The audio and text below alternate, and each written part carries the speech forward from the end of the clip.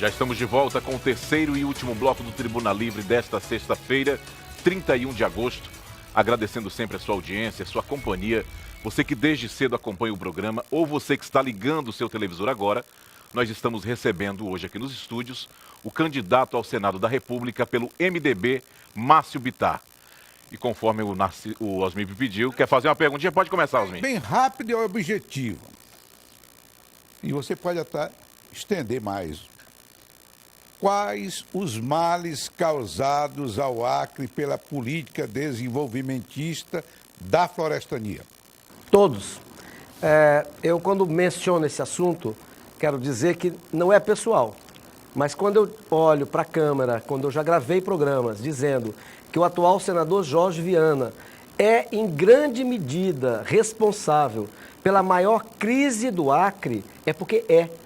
Foi ele que inventou essa coisa exótica, mas mentirosa. Porque é absolutamente impossível você viver sem tocar no meio ambiente. Eu me lembro, como se fosse hoje, do atual senador que teve todas as oportunidades que pediu para provar a sua tese, dizendo que nós íamos ficar milionários com produtos fármacos, vendendo uma ideia como se todos fôssemos inocentes, tolos, né? Que se você descobrir uma planta medicinal aqui no Acre, ela não vai ter em outro lugar da Amazônia, ou outra, que em existindo aqui, alguém não vai poder tirá-la e levar para produzir em larga escala em outro lugar, como fizeram com a seringueira. Então, a florestania proposta pelo hoje senador Jorge Viana foi um desastre. E mais, ele sabia disso.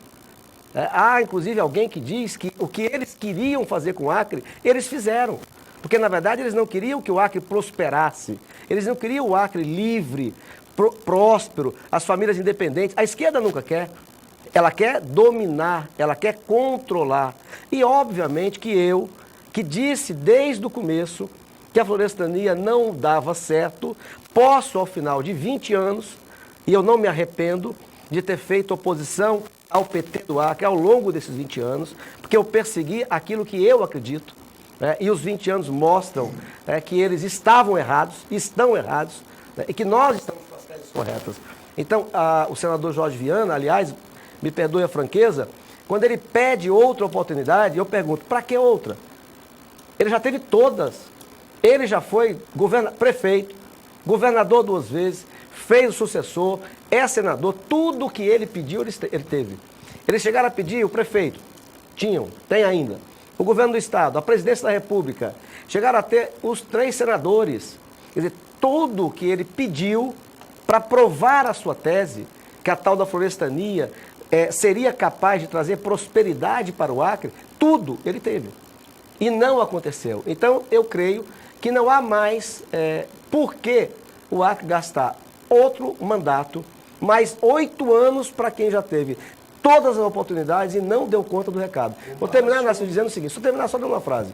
O Acre que o PT está entregando hoje, e é uma sucessão de 3 governadores, a responsabilidade não é só desse não, Narciso. O que é que eu discordei de um colega de oposição? Então, separando o governo do Tião Viana. O Acre de hoje é consequência do Acre do caminho desde 98. É dos 20 anos. E o PT, o senador Jorge Viana, o Binho Marques e o Tião Viana estarão entregando o Acre para o próximo governador na pior crise da sua história. O Acre nunca foi tão pobre e tão perigoso. Nós estamos falando do 2º estado mais violento do país. Olha o que o PT fez no Acre.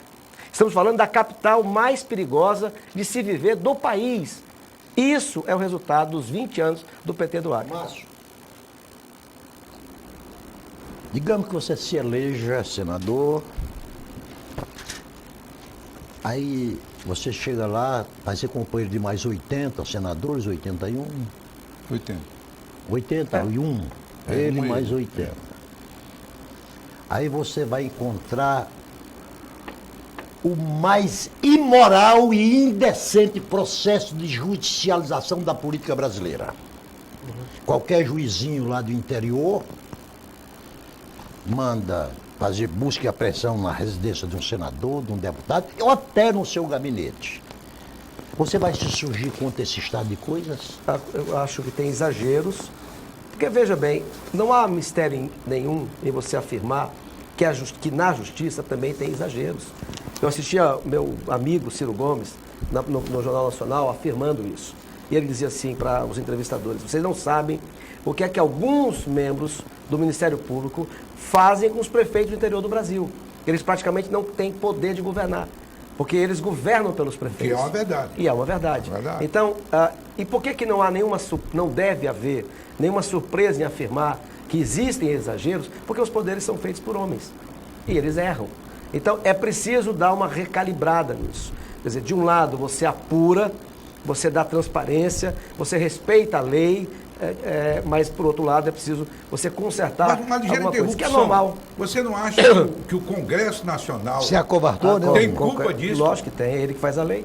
E ao mesmo tempo que qualquer ação dentro do Congresso Nacional, a minoria que perde recorre também ao Supremo. Tem. Não é verdade? Haja visto que fez. E a própria desmoralização do Congresso Nacional. Inclusive, uma das teses que você defendeu há pouco tempo, que era o poder haver o financiamento privado de campanha, que é uma atribuição do Congresso Nacional, o Supremo deixou de existir por uma decisão do Supremo. Ontem mesmo, exatamente. O Supremo Tribunal vai se meter na recém-aprovada a lei de terceirização. Da terceirização. Quer dizer, o que diabo tem o Supremo a ver com isso? Aquilo é exclusivamente de competência do Congresso Nacional. Como a questão do aborto. aborto. E eles estão legislando. Como a questão do aborto. É o aborto, eutanásia, transplante de célula tronco. Quer dizer, nós estamos agora com o Supremo legislando. E aí eu quero aproveitar para dizer, né, que quando eu afirmo que na campanha, mais do que nunca nessa, é preciso dizer com clareza quem somos, aproveitar esse gancho para dizer que eu, como cristão, sou a favor da vida. Eu sou contra o aborto, eu sou contra a liberação das drogas. Eu tive a oportunidade de visitar Nova York 2 vezes. Uma como primeiro secretário, liderando, inclusive, uma bancada, né? E depois eu fui com a minha esposa e a filha mais velha. E eu não vi bebida no meio da rua. E é uma cidade, quem conheceu, vocês dois devem ter conhecido. É um movimento de gente. E eu, curioso, fui saber se era uma coincidência. Não é coincidência. Quando estourou a violência na década de 70, que veio a tolerância zero para recuperar a segurança, eles colocaram limites até na venda e no consumo da bebida alcoólica. Quer dizer, e aqui tem gente querendo liberar mais drogas. Então eu sou contra. Tem gente aqui, o PT, por exemplo, eles querem descriminalizar e os seus aliados, eles querem descriminalizar a pedofilia, que para mim é um dos crimes mais graves. Quer dizer, o sujeito abusa de uma garota de 10, 12 anos de idade e não é crime mais. Então, agora, o Supremo Tribunal Federal, ele está querendo julgar agora aborto. Quem tem que fazer isso é uma lei. Claro. Quer dizer, esse é o Congresso Nacional. Agora, que o Congresso tem responsabilidade, tem. Quando eu fui deputado a primeira vez, eu me sentia chateado com o próprio Congresso. Por quê? Porque nós falávamos muito das medidas provisórias. Mas que o Executivo manda, governa através de MP, mas quem que tem o poder de mudar? O Congresso Nacional. Então, por que não muda? E ficava reclamando. Muitas vezes eu ocupei a tribuna para dizer isso, da minha frustração. Porque todo o tempo o parlamentares reclamando das medidas provisórias, mas o Congresso, que tem o poder de mudar, não mudava. Isso precisa ter alteração. Candidato. E eu não vou me acovardar para corrigir qualquer tipo de excesso, seja inclusive do Supremo Federal. O senhor, no primeiro bloco, nós conversávamos, o senhor falou de 30% da nossa juventude está desempregada. Cerca de 30%. No caso do Acre. O que fazer para que a nossa economia possa crescer, para que nós possamos gerar oportunidades para a nossa juventude, para as nossas famílias? A nossa economia, ela é basicamente governamental. Correto. Não é? Os nossos jovens hoje sonham em passar num concurso público, porque nós não temos oportunidade de um trabalho. O que fazer para que nós possamos ter indústrias no Acre, para que nós possamos ter uma agricultura no Acre, para que nós possamos ter um Acre que produz, um Acre que gera emprego, que gera renda? No documento que eu escrevi ao longo desse ano, eu digo que, no caso da economia, nós precisamos devolver sanidade. Sanidade. Porque o Acre virou uma coisa insana, né? Uma guerra contra quem produz, né? O proprietário passou a ser o mal, né? O vilão, né? E quando é um ser humano. Você tem patrão que é mau, como tem empregado que é mau, como tem servidor que leva a caneta para casa. Depende da proporção, é ser humano. Né? Então, devolver sanidade. Reconhecer uma questão que é de Deus. A economia precisa reconhecer isso. Quer dizer, a atividade econômica é vocação. Eu vou repetir aqui algo que eu digo no Acre inteiro. Pegue alguns exemplos do nosso estado. Pegue o Moura, o Roberto Moura. Roberto Moura veio de baixo, nasceu em Tarauacá. Qual foi a universidade que ele frequentou para chegar onde ele chegou? Mas, ao falecer, deixou um patrimônio, é dom, que você aprimora, você profissionaliza. Pega o Betão, que eu adoro. Betão, o pai do Júnior Betão, que foi deputado federal, irmão do Tarcísio. Que universidade ele frequentou? E é um homem que olha e enxerga prosperidade. Isso é vocação, é dado por Deus. No meu casamento, eu tenho razão, com a minha esposa Márcia, de achar que somos vitoriosos. Porque, fundamentalmente, o que é mais importante? Nós temos 3 filhos, eu tenho 4.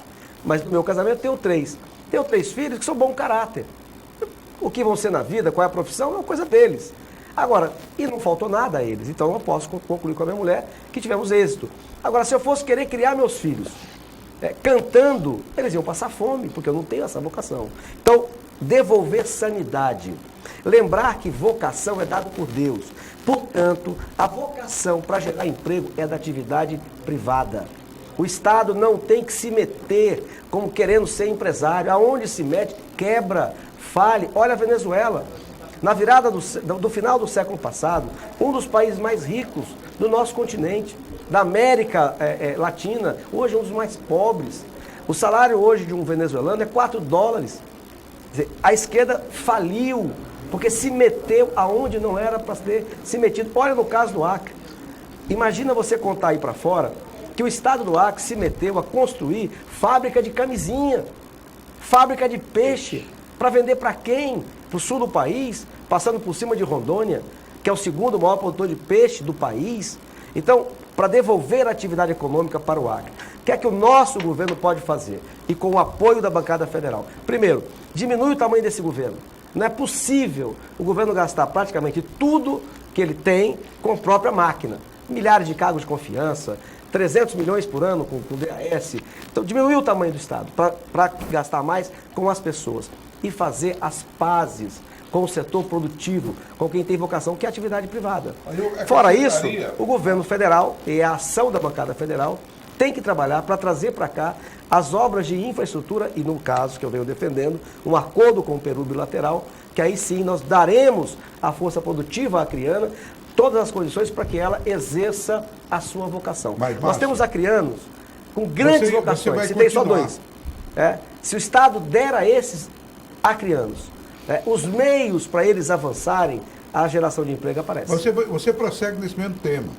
Tem outro componente que o Estado consegue asfixiar o setor produtivo, que é o sistema tributário do próprio Estado. Sim. Ele é impeditivo. Nas reuniões que nós fizemos para ouvir as federações, a grande reclamação de todas as federações, do comércio, da indústria, da área rural, é sobre o sistema tributário acriano, ele é perverso. Sim. E a burocracia também. E a burocracia. Imensa. Pois é, então muitas vezes o Estado atrapalha. Não, no caso do Acre, o Estado é ocupado. O Estado, ele atrapalha total. Agora, é um método, é uma visão. Por que você, nos estados governados pela esquerda, por que você acaba aumentando a carga tributária? Porque a visão da esquerda é dominar. Então, para ela dominar a sociedade, ela tem que aumentar o tamanho do Estado. Porque ela tem que estar, tudo que você vai fazer na atividade privada precisa de uma licença, de uma autorização, de um carimbo. Então tem que ter um departamento disso, um departamento daquilo. Então vai aumentando o tamanho do Estado para dominar a economia, para dominar os agentes. Ô, Márcio. O que nós propomos? Se você diminui o tamanho do governo, da máquina pública, porque a arrecadação não é para ser consumida com ele, é para ser consumida com as pessoas, com o setor que produz. Então, você pode diminuir o tamanho do Estado, você pode, então, diminuir a carga tributária, que é o caso do Acre, e é o caso do Brasil. O Narciso vai fazer mais uma pergunta e a gente tem que encerrar o programa, infelizmente. Ô, Márcio, o país tinha a construção mais longa do mundo, prolixa e difusa. Tem uma instituição no Gabinete Civil da Presidente da República que fez um levantamento com quantas leis existem no Brasil. 198 mil leis. Nossa, quase 200 mil. O cidadão brasileiro pode se tornar criminoso por não descumprir qualquer dessas 198 mil leis. E isso torna a administração pública absolutamente burocrática. Aí, um dos feitos interessantes da nossa história, no governo Sarney, ele criou o Ministério da Desburocratização, uma coisa impressionante, né? E sugestiva. Ao final de tudo desse ministério, a única coisa que conseguiu abolir foi reconhecimento de firma em cartório, né? Quer dizer, porque não precisa reconhecer firma em cartório, porque... Mas está voltando aos poucos. Aí aboliu, só que já reinstituíram novamente, já está exigindo. Aí nisso, esse piadista aqui gosta de contar piada, hoje quem vai contar a minha piada sou eu. Lá no Rio Grande do Norte, que foi o trampolim da Segunda Guerra Mundial. Sim, mas não vai contar do Ney Lopes, não. Não, do Ney Lopes você conta, ainda dá tempo. Aí, era de Natal que se embarcavam os expedicionários para a Europa na guerra. E muitos dos sujeitos não se embarcaram. E passaram a viver como mortos lá no Rio Grande do Norte. Não podia se apresentar porque é fugitivo de guerra, né? Uhum.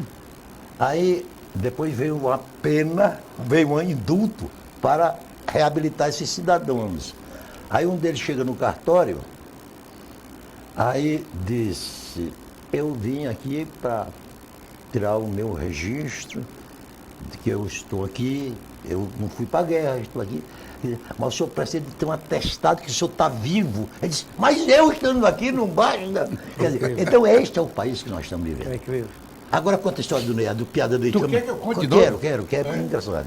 Não, Márcio, essa história do Ney, ele pede que eu conte sempre, porque ele retrata bem o atual momento do sistema eleitoral e partidário do Brasil.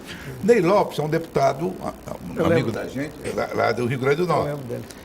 Quando o Sarney tinha 6 anos de mandato. Uhum. Na Constituinte, discutia-se 5 ou 4 anos. A esquerda queria 4 e o pessoal que apoiava o Sarney 5. Aí diminuiria o tempo dele. Bem, o Ney Lopes votou pelos 5 anos e correu para o Rio Grande do Norte, porque as ruas queriam 4. Uhum. Quando ele chegou lá, ele reuniu todos os cabos eleitorais dele, de todo o estado. E disse, meus amigos, eu estou aqui reunido para explicar por que eu votei nos 5 anos do Sarney. Aí o principal cabo eleitoral dele disse, peraí, deputado. O senhor nos convocou aqui para justificar por que votou nos 5 anos do Sarney? Ele disse, não, deputado, volte para Brasília. Vote para 4, 5, 20. Se o senhor quiser votar para ele ficar a vida toda lá, vote. Agora, só não chegue aqui liso. Pessoal, o tempo está esgotado. Osmir, você tem 30 segundos para concluir seu raciocínio. Não, eu vou continuar com o meu mantra.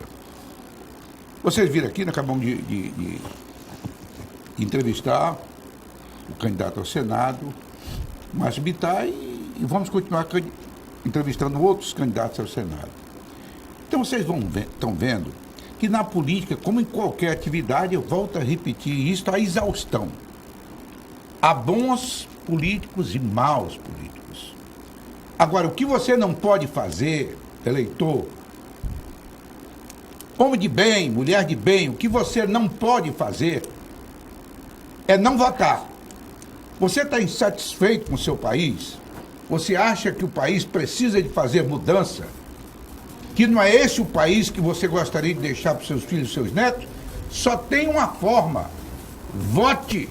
Nós temos inúmeros candidatos ao governo, ao Senado, deputado federal, deputado estadual. Escolha o que você achar que é bom, que possa fazer essa mudança. Nós estamos apresentando vários desses candidatos. Agora, se não votar, você não vai mudar. Narciso. Eu vou assim, fazer a síntese do que você disse aí. Eu fui muito longo. Não, a síntese, eu vou sintetizar. Se você está satisfeito com a mesmice, vote. Se quer mudança, vote. Então só não justifica não votar. Gutenberg. Agradecer o candidato, parabenizar o candidato, desejar boa sorte na caminhada também e agradecer a esse bom bate-papo. É sempre bom debater a boa política e principalmente quando nós chegamos a um consenso de que o objetivo principal é ajudar o nosso Estado e contribuir para que a população possa escolher bem os seus candidatos. Isso é o mais importante, é a consciência do voto e votar naqueles que verdadeiramente queiram trabalhar para o nosso Estado. Candidato, fique à vontade para falar com os nossos telespectadores. Eu quero agradecer aos 4, para mim foi um prazer, até mais do que isso, um privilégio estar aqui. A gente já vive momentos históricos, né, discutindo o futuro do Estado, do Brasil, e agora me dirigindo a todos que estão nos dando o privilégio da sua audiência, eu quero desejar sorte, que cada um analise com muita clareza aquilo que cada um de nós que somos candidatos está propondo. Não me arrependo dos 20 anos que eu fiz em oposição ao PT do Acre, não fiz por obrigação, já ganhei eleições, já perdi eleições, mas eu mantive a fidelidade ao que eu penso, a minha crença, a minha fé. E ao final de 20 anos, eu creio que está provado que a tese que governa o Acre há 20 anos fracassou. Então, peço a você, não há por que dar mais oportunidade a quem já teve todas as oportunidades ao longo desses 20 anos. Eu peço a você uma oportunidade para que no Senado da República eu possa lhe representar e com uma outra mentalidade, diferente desta que governou o Acre por 20 anos, nós possamos devolver ao Acre, com a minha ajuda, a segurança que está perdida hoje e a prosperidade que tanta falta faz aos lares acreanos. Quero, por fim, dizer que tenho o meu candidato a governador, que é o Gladson Cameli, a quem eu peço o voto. E você, eleitor, tem direito a 2 votos para o Senado. Eu estou lhe pedindo um voto no número 151, Márcio Bittar, senador da República. Um abraço, fiquem com Deus. Obrigado, candidato. Obrigado, Osmir, Narciso, Gutenberg. E com isso nós terminamos o Tribuna Livre desta sexta-feira, 31 de agosto, agradecendo sua audiência e sua companhia e relembrando que na próxima semana teremos continuidade nesse debate com os candidatos ao Senado da República. Uma ótima sexta-feira, bom final de semana e até a próxima semana.